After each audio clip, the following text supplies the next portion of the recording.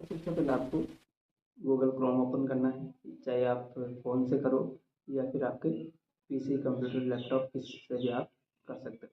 तो सबसे पहले आपको आपका जो ब्राउज़र है वो ओपन करना है। ब्राउज़र ओपन करने के बाद आपको पहचान टाइप करना है। पहचान की साइड में आपको या स्क्रीन पर आपको दे दूँगा या डिस्क्रिप्शन में आप इसका लिंक मिल जाएगा। तो आप जैसे ही डिस्क्रिप्शन में जाएंगे इसका लिंक पे ओके करिए तो आपको सीधे आप इसकी साइट पर पहुँच जाएंगे।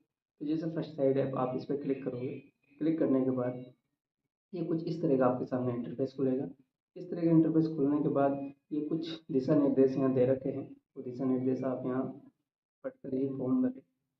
मैं इस साइड से आप बर्थ, डेथ और मैरिज का फॉर्म भर सकते हो। तो आप जन्म प्रपत्र पर क्लिक करना है। जन्म प्रपत्र पर क्लिक करने के बाद कुछ इस तरह का आपके सामने इंटरफेस आएगा। यहाँ आपको आपका जो कैप्चा है वो कैप्चा फिल करना है। कैप्चा फिल कैपिटल स्मॉल का ध्यान रखते हुए कैप्चा सही से फिल करना है। कैप्चा फिल करने के बाद प्रवेश करे पर आपको क्लिक करना है। जैसे ही आप प्रवेश करे पर क्लिक करेंगे तो आपके सामने कुछ इस तरह का इंटरफेस आपके सामने खुल के आएगा। तो यह जो बच्चे की जो जन्म दिनांक है वो बच्चे की जन्म दिनांक आपको यहाँ डालनी है।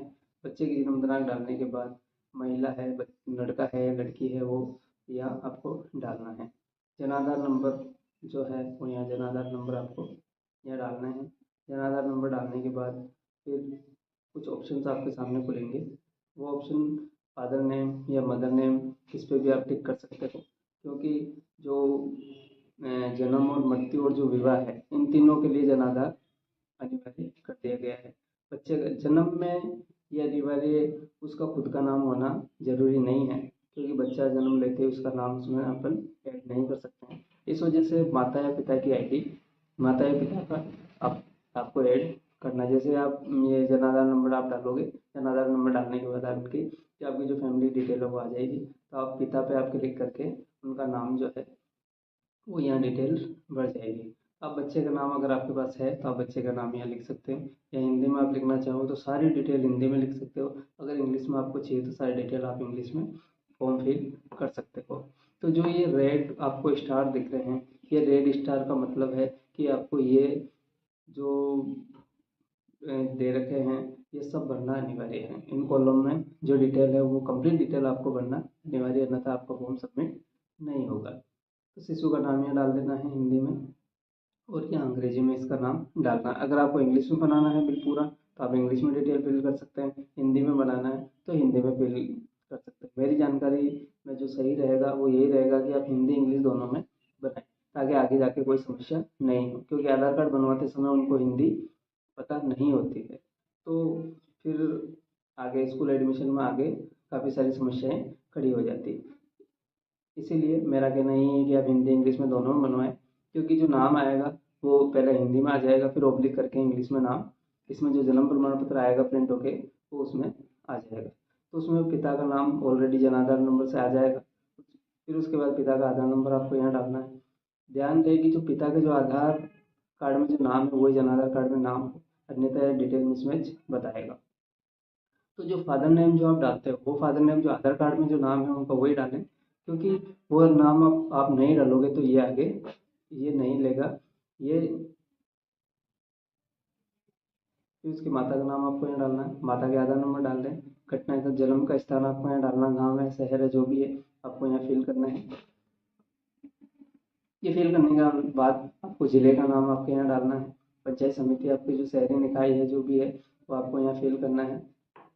शहरी निकाय जो भी है आपके वो आपको यहाँ डालना है। पंचायत कौन सी आपकी क्या लग रही है वो पंचायत आपको यहाँ डालनी है। अगर ग्रामीण है तो, अगर शहरी है तो वो शहर पर क्लिक करके आपकी सारी कंप्लीट डिटेल आपको सही से फिल करनी है।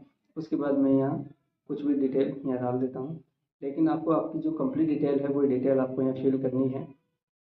उसके बाद माता या पिता का जो स्थायी पता है वो स्थायी पता आपको यहाँ डालना है, क्योंकि काफ़ी बार ऐसा होता है कि बच्चा अपनी कज़न के यहाँ फिर अपने नानी के यहाँ कहीं भी होता है।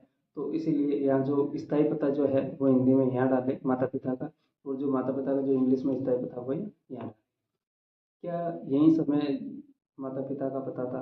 अगर जो जहाँ बच्चा जन्मा है उसका माता पिता का जो एड्रेस है वो वहीं का है तो यहाँ यहाँ का यस करें, अन्यथा इसको ना नहीं रहने दें। और बच्चे के जन्म के समय माता पिता का जो पता है वो यहाँ डालें हिंदी में और यहाँ इंग्लिश में डालें। जो पिन कोड नंबर वो पिन कोड आपको डालना है। जन्म स्थान संस्थागत गैर संस्थागत जो भी है आपके, गैर संस्थागत है तो गैर संस्थागत आपको यहाँ पता डालना है, संस्थागत है तो संस्थागत को यहाँ पता आपको डालना है।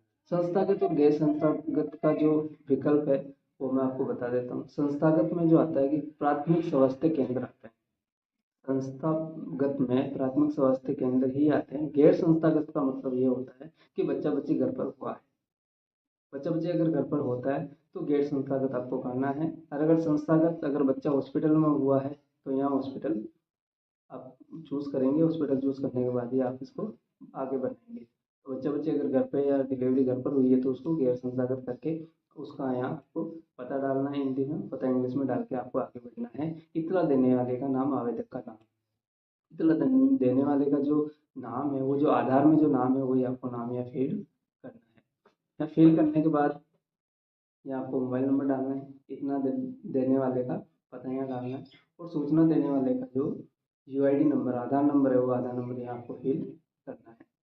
ये चीज़ें सूचना की आपको दिनांक डालनी है।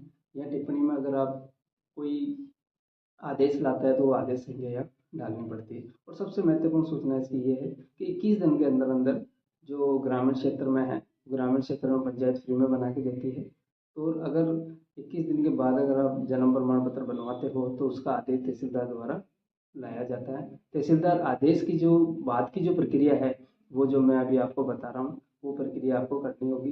अगर 21 दिन के अंदर अंदर अगर बच्चे का आप जन्म प्रमाण पत्र बनाते हैं तो इस साइड से जो मैंने बताया आपको ए टू जेड जानकारी इस तरीके से आप बना सकते हैं। और बाकी आप बिना आदेश के भी जो है वो स्टाम्प टाइप करवा के बना सकते हैं। स्टाम्प टाइप करा के आप जो आपकी नज़दीकी पंचायत है उसमें दे सकते हैं, या तहसीलदार का जो आदेश करवा कर ला के और ऑनलाइन फॉर्म इस तरीके से भरकर उसकी जो प्रिंट आउट की जो कॉपी आती है उसके साथ तहसीलदार आदेश के साथ आप पंचायत भवन में दें। वो वहाँ से क्लियर करने के बाद आपका तुरंत ही जन्म प्रमाण पत्र प्रिंट कर दिया जाएगा या वहीं से आपको प्रिंट करके दे दिया जाएगा। और इस पोर्टल से भी आप प्रिंट आउट निकाल सकते हैं। इसके बाद आप प्रिंट आउट निकालने की भी प्रक्रिया मैं आपको बता दूंगा, उसका भी वीडियो है, डिस्क्रिप्शन में लिंक मिल जाएगा, तो उससे आप किस तरीके से डाउनलोड कर सकते हैं वो भी मैं आपको इसके बाद बता दूंगा। उसके बाद गांव या शहर जो भी राजस्थान जिले का नाम आपको यहाँ डालना है, परिवार का धर्म जो भी है यहाँ डालना है। उसके बाद हिंदू मुस्लिम जो भी है, उसके बाद जिले का नाम यहाँ डालना है। पिता का शैक्षणिक स्तर यहाँ डालना है, माता का शैक्षणिक स्तर वगैरह यहाँ डालना है। उसके बाद प्रसव के दौरान बच्चे का जो वजन है वो यहाँ डालना है। गर्भावस्था की अवधि जो है वो आपको यहाँ डालना है। यहाँ कैप्चा कोड फिल करने के बाद आपको इंद्राज पे क्लिक करना है। तो ये वीडियो अगर अच्छी लगी हो